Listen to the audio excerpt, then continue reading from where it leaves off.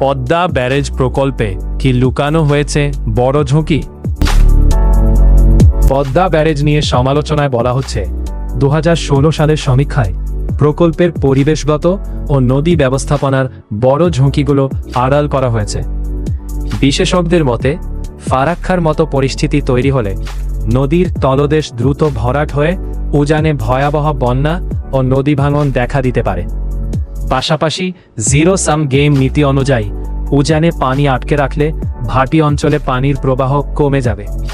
এতে পাংশা থেকে গোয়ালন্দ পর্যন্ত কৃষি ও মৎস্য খাত ক্ষতিগ্রস্ত হওয়ার আশঙ্কা রয়েছে। এছাড়া যমুনা, পদ্মা, আড়িয়াল খাঁ ও বরিশাল অঞ্চলের নদীগুলোর পানি কমে গিয়ে দেশের অভ্যন্তর ও হাওর এলাকায় সমুদ্রের লবণাক্ততা ছড়িয়ে পড়তে পারে।